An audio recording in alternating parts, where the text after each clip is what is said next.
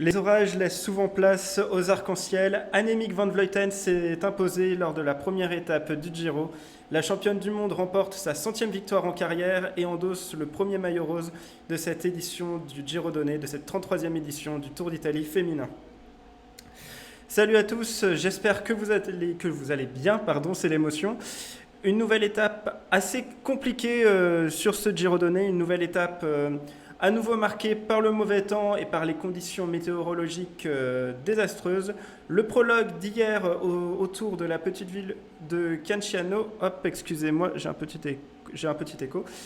Le prologue d'hier de 4 km a dû être annulé en pleine course à cause des mauvaises conditions météorologiques, des conditions qui ont vu des coureuses comme Chloé Dygert ou Mavi Garcia chuter. Et c'est donc aujourd'hui cette deuxième étape, enfin cette première étape en l'occurrence, qui faisait office de coup d'envoi de cette 33e édition du Giro Donné. Une étape assez difficile, je vous la charge tout de suite. Tac.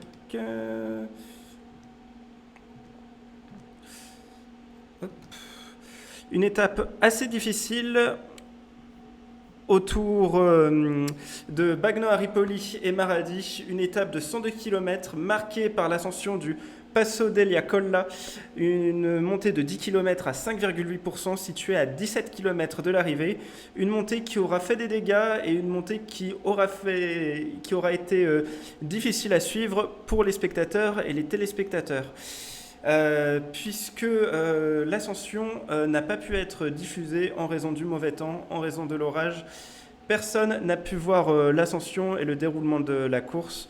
Un nouvel incident qui montre l'organisation assez chaotique de ce Giro Rosa.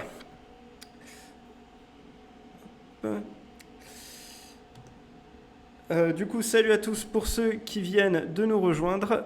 Aujourd'hui, on parle de la première étape du Giro Rosa, du Giro Donné, pardon, ça change souvent de nom, c'est le Giro Donné. Le Tour d'Italie féminin qui se déroule en même temps que le Tour de France, ça c'est historique. Le Tour d'Italie féminin s'est toujours déroulé en même temps que le Tour de France. Et on va revenir sur la victoire d'Annemiek van Vleuten, pas Anna van der Breggen, même si j'apprécie énormément Anna van der Breggen, coureuse exceptionnelle. On va revenir sur la 100e victoire en carrière d'Annemiek van Vleuten. Annemiek van Vleuten qui était revenue sur l'annulation du prologue d'hier autour de Canciano. La néerlandaise avait publié sur Twitter un message où elle se montrait contente de l'annulation et a salué la décision des organisateurs. Triste de commencer le Giro avec ces conditions météo, je devais partir dans la première vague et c'était extrêmement glissant. Dans les lignes droites, je sentais ma roue arrière glisser. J'espère que les coureuses qui ont chuté vont bien. C'était une loterie. C'est bien que ça ait été annulé. Je vous envoie le lien de l'article de Cycling News. C'est en anglais, j'ai fait la traduction un peu à la va-vite. Je vous envoie dans le chat l'article de Cycling News. Hop. Non, je me suis trompé de lien, ça c'est ma chaîne Twitch. C'est la chaîne que vous regardez en ce moment. Hop. Là, normalement, c'est bon. Et ça, on va le supprimer. On ne peut pas le supprimer, bon tant pis. Donc, Annemiek van Vleuten s'est imposée sur la première étape du Giro. Une étape qui a été marquée par l'échappée de deux coureuses.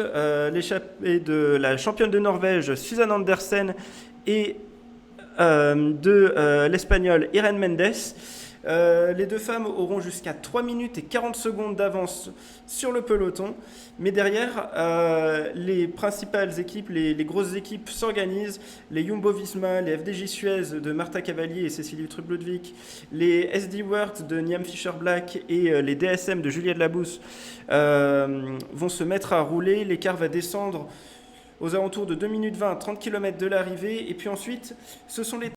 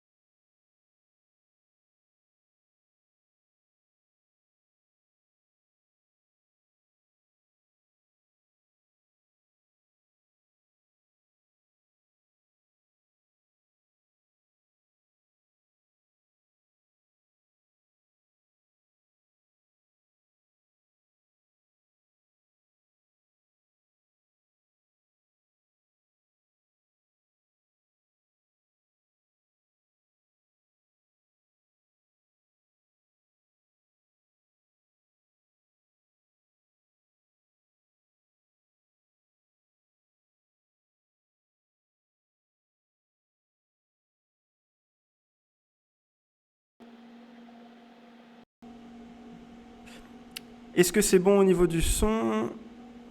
Ça a l'air d'être bon au niveau du son. Pour celles et ceux qui ont pu voir l'étape, qu'est-ce que vous en avez pensé? Une étape qui, je trouve, aura été assez décevante, mais pas pour les bonnes raisons, ou en l'occurrence pas pour les mauvaises raisons espérées. Une étape décevante car on n'a strictement rien vu. Une étape qui est symbolique de la tournure qu'a pris le Giro. Hier, on vous parlait de l'organisation chaotique de ce Tour d'Italie féminin qui était pourtant jusqu'à l'année dernière et l'arrivée du Tour de France by Swift, la course à étapes la plus prestigieuse du calendrier. Là, cette année, il y a eu un accord trouvé entre la fédération italienne et la RAI pour diffuser la course à la dernière minute. Le parcours, comme ça a été trouvé à la dernière minute, le parcours a été annoncé sur le tard. La première étape a dû être annulée à cause de l'orage. Là, cette deuxième étape, en tout cas la vraie fausse première étape d'aujourd'hui, a eu son signal coupé à cause de l'orage. Vraiment, on se dit pas vivement que ça se termine, mais vivement que des mesures soient prises par les prochains organisateurs. Les prochains organisateurs qui seront RCS, l'organisateur habituel du Giro chez les hommes, de Milan-San Remo, des Strade Bianche chez les hommes et chez les femmes et du Tour de Lombardie. Je pense qu'avec RCS, le Giro Donné, est-ce qu'il va se rappeler Giro Rosa? Est-ce qu'il va rester Giro Donné? Je ne sais plus ce que je voulais dire. Si, j'espère qu'avec l'arrivée d'RCS, le Giro Donné aura bien plus de stabilité, bien plus de fiabilité dans son organisation, parce que là, c'est assez chaotique.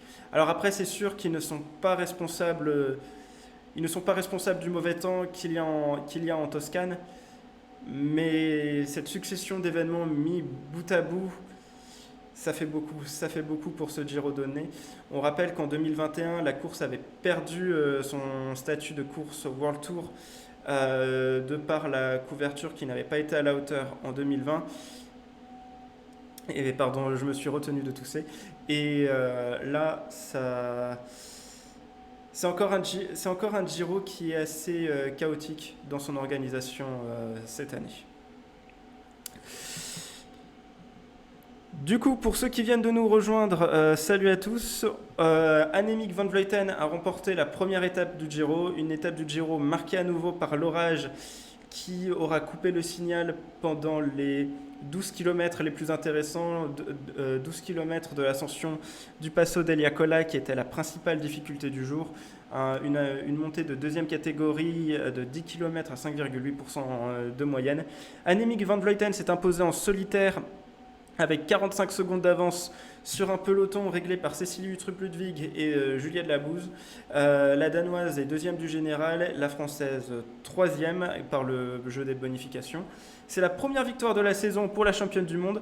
Alors on le sait, Annemiek van Vleuten avait remporté la Vuelta, mais elle n'avait pas gagné d'étape. Elle avait même été dominée par Demi Vollering et ne devait sa victoire au classement général que sur un incident de course de sa compatriote néerlandaise. Annemiek van Vleuten qui remporte la 100e victoire de sa carrière, qui fait briller l'arc-en-ciel après l'orage. Pour celles et ceux qui nous rejoignent, quelle est la coureuse qui vous a le plus impressionné aujourd'hui? Et est-ce que Annemiek van Vleuten, qui a déjà remporté le Giro en 2018, en 2019 et en 2022, a déjà remporté la victoire finale? En tout cas, elle y a fait un grand pas. Est-ce que la course est d'ores et déjà pliée? Et sinon, qui voyez-vous renverser la néerlandaise qui dispute le dernier Giro de sa carrière?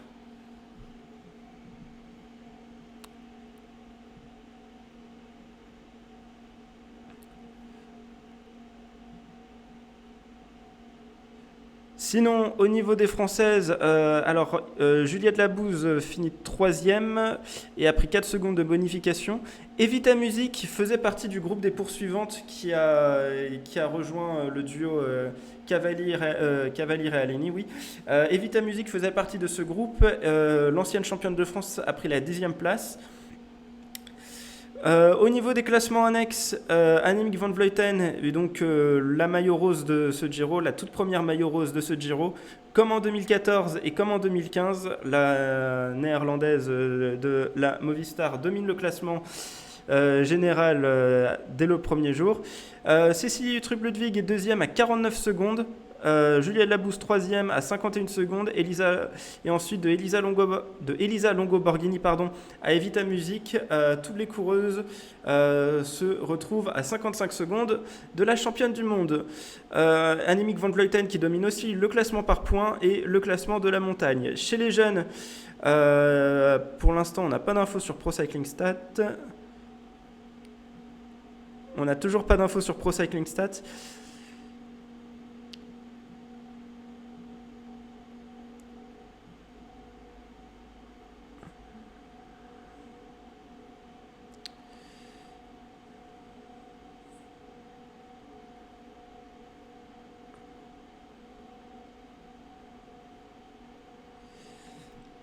Alors, est-ce que je l'ai passé ?